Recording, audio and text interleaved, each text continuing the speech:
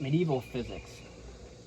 Science was no longer taught in the West during a period which is generally referred to as the Dark Ages, first by the humanist historians in Italy and Europe. Of course, professional historians also say this as well.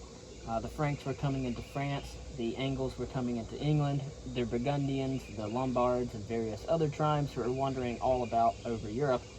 The Vandals were going into Africa, and the Huns were coming over into the whole of Eastern Europe. Naturally, in the process of this mass migration, the disappearance of cities occurred.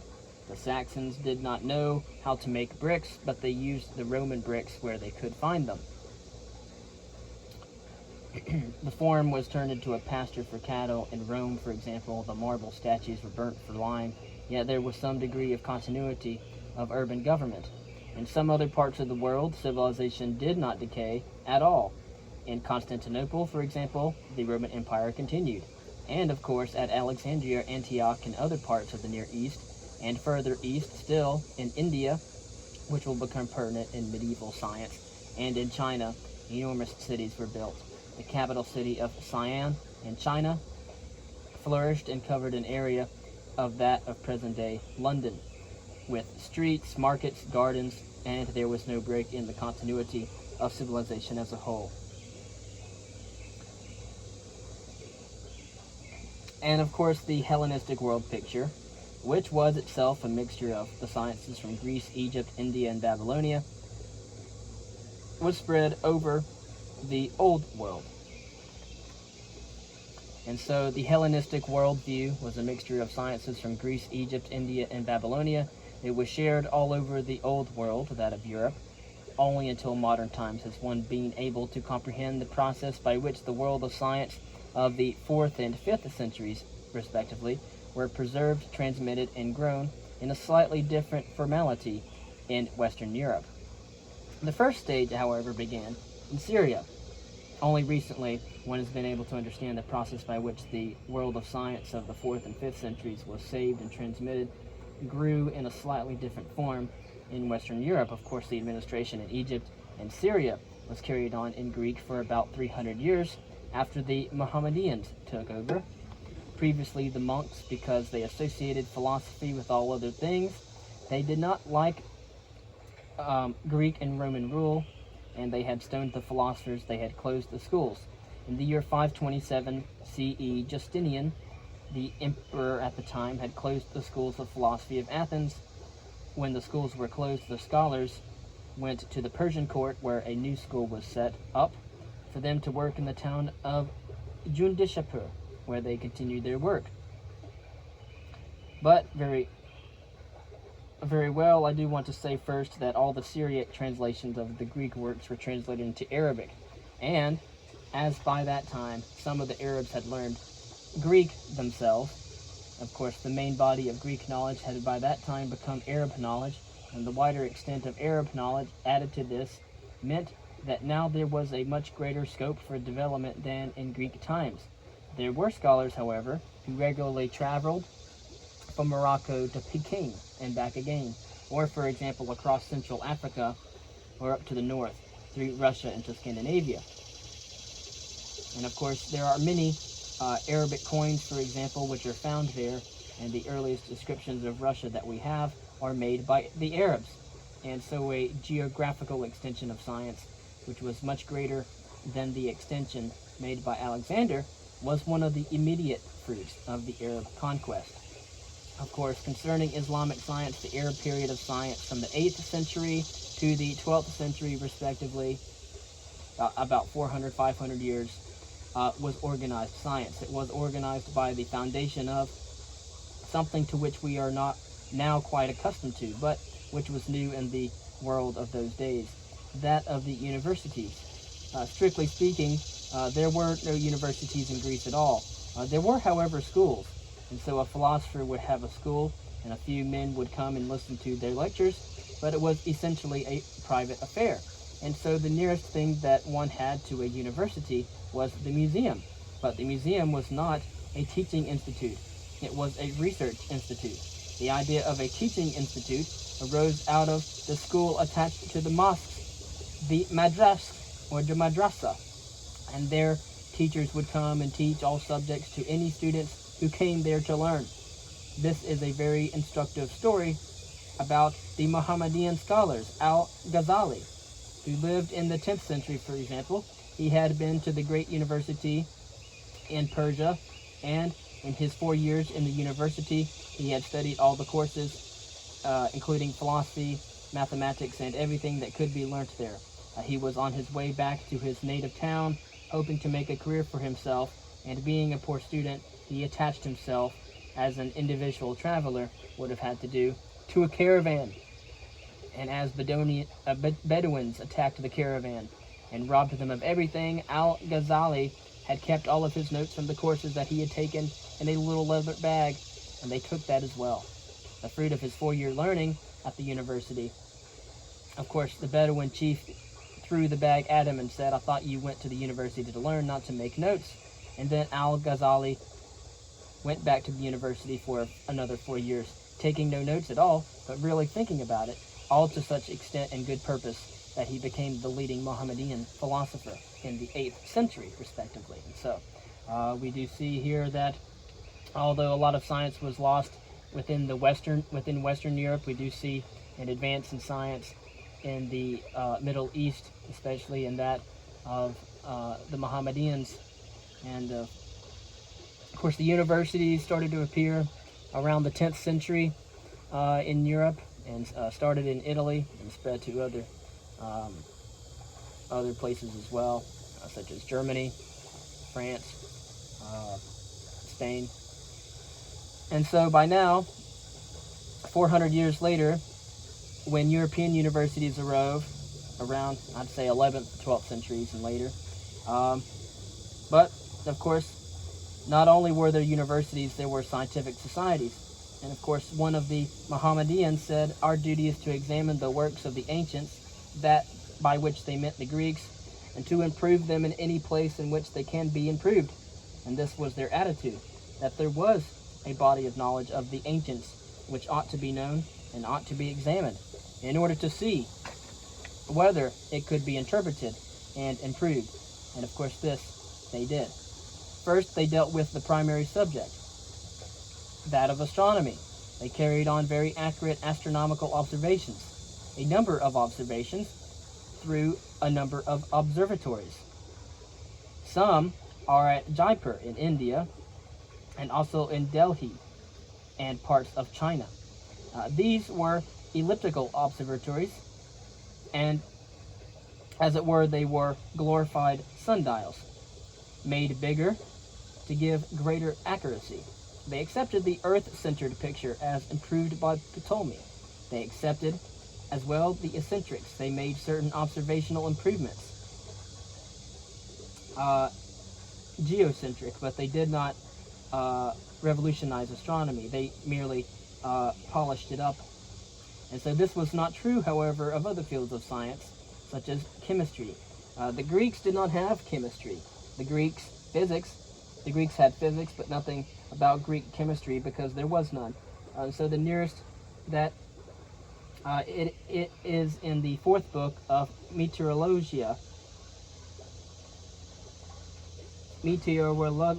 of Aristotle, which is generally considered, though does not really matter, to be a fake book, but of course it comes from the 2nd century CE. But anyway, the Meteorologica contains the idea of 4 qualities, not hot and cold, wet and dry, that determine the 4 elements: fire, air, water, and earth. And thus hot, dry equals fire, hot, wet equals air, cold, wet equals water, and cold, dry equals earth. Of course, the book proceeds to describe the effect of heating and cooling, wetting and drying on various substances, and thus gives a very extreme rough picture of chemistry. Of course, the real origin of chemistry came from China. Its origins came from a concept the Chinese had studied: mercury sulfide, vermilion, and found that if you heated vermilion, a yellow material which burnt, and a shiny metallic material which it produced, These true elements they considered the three primary things. First, they called the principle the yin, and the yellow material, which burnt, they called the male principle the yang. And if combined, the yin and the yang, they would get the combined principle, which they thought was the elixir of life, which was blood. Of course, this sounds very crude to our thoughts, but it is the basis of the whole of chemistry. Of course, if we turn it into our physical terms, we are dealing with a lot of electrons in mercury, and so a lack of electrons in sulfur, and a balance of electrons, the sulfide. And literally, so we have the we're talking about vermilion, and of course we're talking about electrons in mercury as well, and a ton of electrons in mercury, a lack of electrons in sulfur, and then a balance of electrons in sulfide. And so this is a Chinese idea and not a Greek idea. Of course, it did not come to the Western Eurasia until the Middle Ages. Concerning optics, the Mohammedan science made a great advance, and this was in optics. Largely a byproduct of medicine, optics may be used in astronomy, as in the principle of the sundial, but in fact it comes into the doctor's province, where there is an extreme prevalence of eye diseases. For example, the Babylonians were doing operations such as cataract operations between 2000 and 2500 BCE, and they studied the eye, and they introduced into science something very pertinent which the Greeks did not have: the lens. The Greeks had the mirror, and they knew that the mirror could focus the rays, and that was due to Archimedes, but they did not have any lenses. The commonest transparent material that they could find, which was very rare at the time, was rock crystal, what the Greeks called berylos, or crystallos. And they did make rather crude magnifying glasses. Some of these can be found in the British Museum, which is located in London. But it was only in Arab times that the lenses started to be used. The ordinary man had no idea what a lens could or could not do, but the main concept was that it enabled you to see a long way. A man by the name of Roger Bacon, Friar Roger Bacon, is later credited with being able to put up his lens in Oxford and see what was going on in Paris. Roger Bacon's Opus Majus shows the curvatures of the refracting media of the eye. It closely follows that of his master, the man who founded optics, which was Alhazen of Spain. So it is really a diagram of all the characteristic way of the times. Everything had to be in a circle, and there was no attempt to draw it as it was, but as it ought to be. There are two aspects of the eye showing a picture of the lens, the coats of the eye, and of the retina. The Arabs found a most pertinent thing which gave them the whole concept of optics, that you could magnify with the lens. What is more, as an old man could no longer read, he could read if he used one of these lenses, and for a long time they used them as hand lenses. Later they were called spectacles because the spectacles were developed, and this was in the 13th century respectively, and it occurred in China at the same time as that in Europe. The early spectacles or eyeglasses were not made of glass, however, but of transparent precious stones, particularly beryl, hence the German word for spectacles, Brillen. Roger Bacon introduced a new idea about science, the idea that you could study by means of experiments. He wrote two very important books concerning that, a big book and a little book, Opus Majus and Opus Minus, showing how experiments could be used to explore the known world. This idea had been used by the Greeks, but not consciously and consistently, and so it matters very much that when you do various things,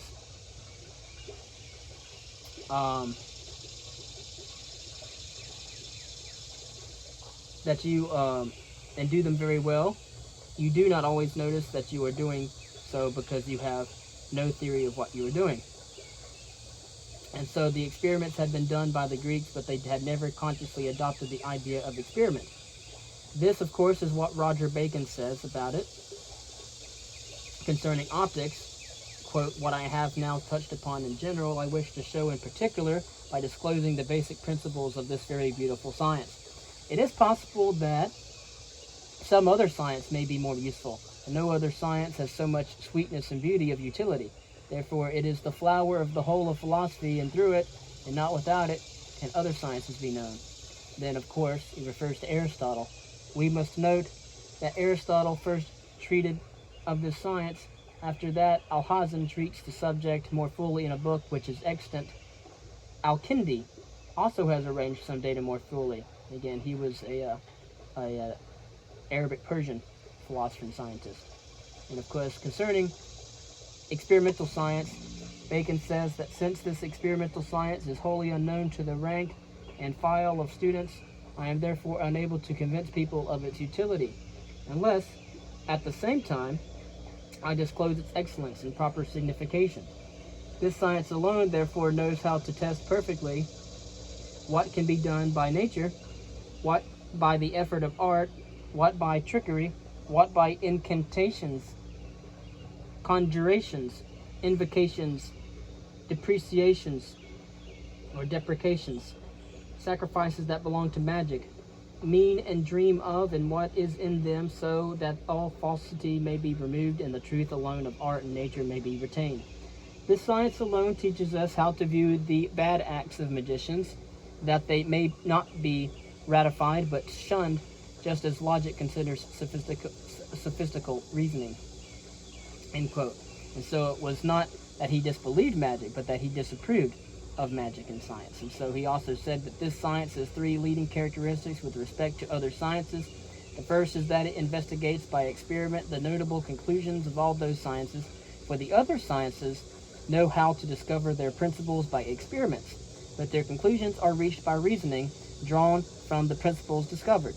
But if they should have a particular and complete experience of their own conclusions, they must have it with the aid of this noble science, that of experimental science. For it is true that mathematics has general experiments as regards its conclusions and its figures and calculations, which also are applied to all sciences and to this kind of experiment, because no science can be known without mathematics. But if we give our attention to particular and complete experiments, and such as are attested wholly by the proper method, we must employ the principles of this science, which is called experimental. I give as an example the rainbow and the phenomena connected with it, which nature are the circles around the sun or of a star, which is apparent to the eye in a straight line. And the circle is called a corona. Phenomena which frequently have the colors of the rainbow. Of course, the natural philosopher discusses these phenomena, and the writer on perspective has much to add pertaining to the mode of vision that is necessary in this case to see the color of the rainbow. But of course, neither Aristotle nor Avicenna in their natural histories have given us a knowledge of phenomena of this kind. End quote. This then is the beginning of looking into nature and finding out things by looking in special ways, looking about into why we see things the way we do. A characteristic of the fall of the Roman Empire was the breakdown of the large engineering works. Of course, we think about the aqueducts and other things of that nature, but the medieval people had small ones that showed a greater ingenuity. The great achievement of, for example, the Middle Age architecture was to build in a very large space and cover it over using small stones or tiles. The Egyptians had used heavy stone beams. The Greek temple was a pillar and transom architecture. The Romans built vast heavy arches and vaults, but the Mohammedans, following the Greeks, built their domes out of light brick. And any cathedral vault is evidence that they improved their techniques, made the stones smaller, and developed the system of fan vaulting. One figure that we might want to speak about is Willard de Honnecourt, and he had a pile of notebooks into which he put some of his ideas.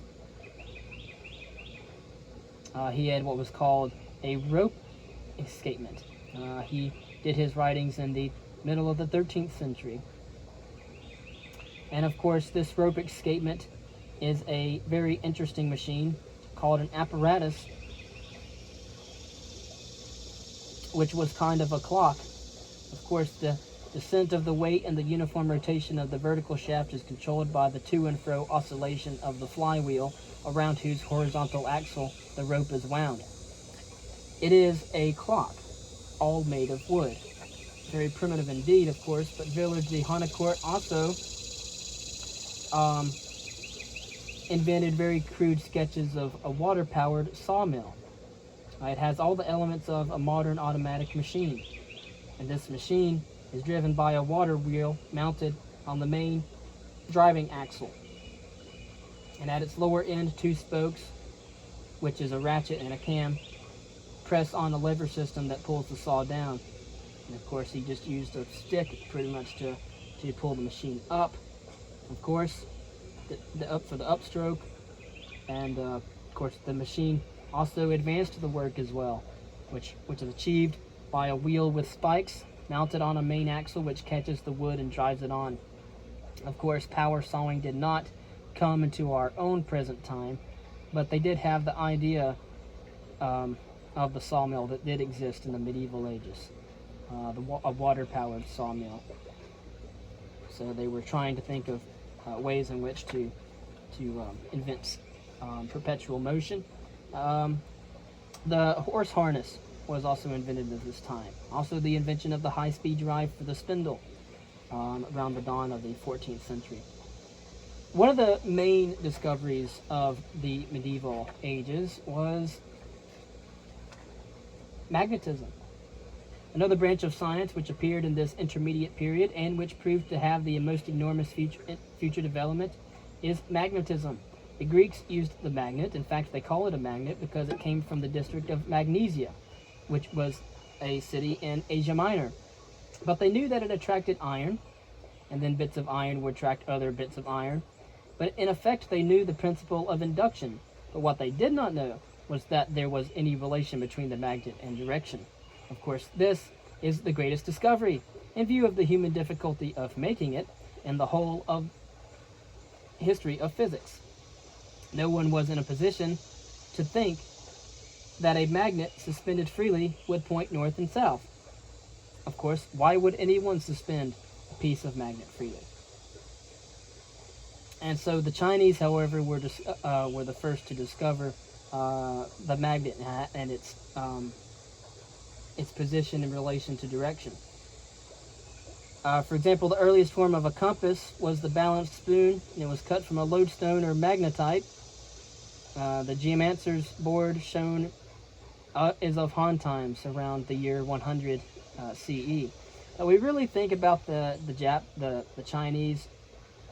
They would spin things around boards, and depending upon where it would spin or fall, where they would go and try to work things out. Of course, still surrounded by much superstition and magic. Of course, they did this with over time. They made these spoons that they would spin around these boards out of different materials other than just wood, and they used other things as well, such as porcelain, jade, other sacred stones, rock crystals, eventually magnetite and lodestone, of course. And of course, the lodestone did not vary. It also always pointed south, and of course, so the compass was born. The proof is found in the compass table, which is exactly the same as the old geomancer's table. And of course, we have also from Paris de Méricourt, De Magnete, written in 1269, and it talks about the use of a magnet in order to make a perpetual motion machine. And so the compass was discovered around the 6th century, and then eventually, through very long centuries, made its way to the Western Europe.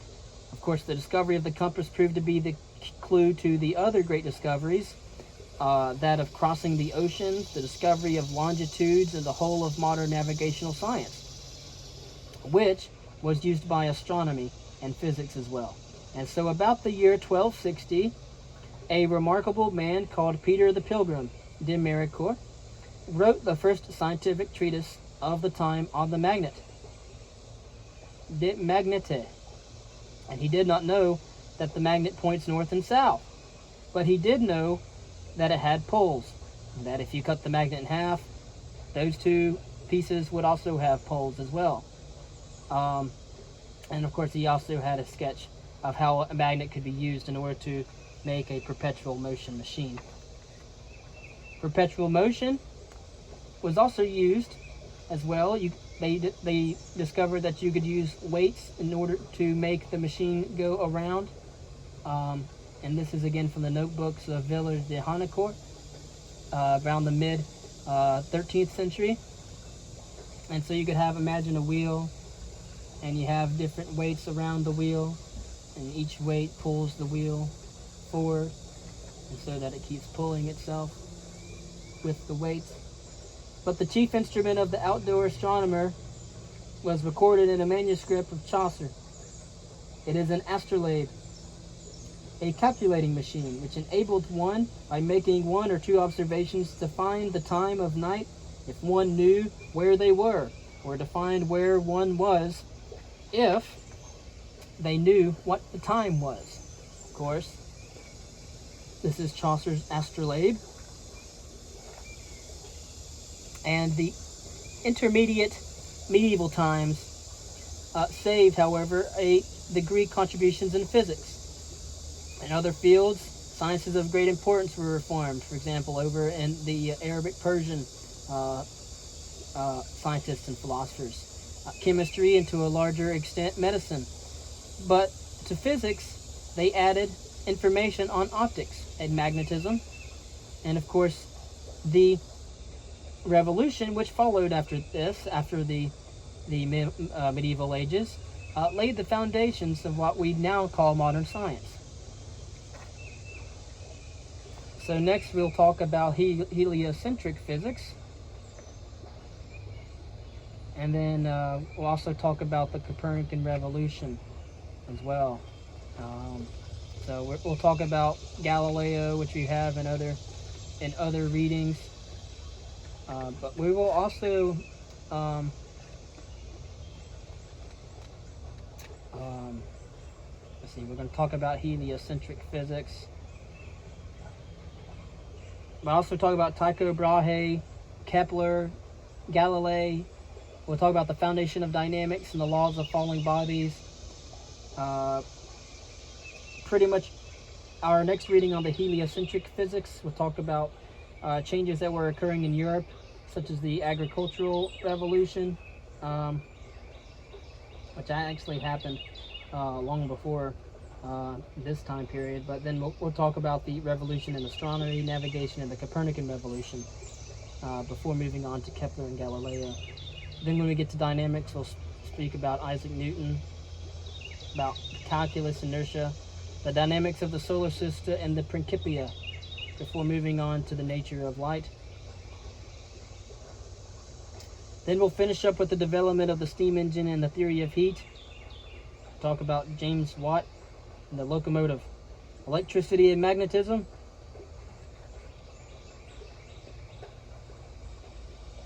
And then eventually we'll end up talking about Volta and the electric battery.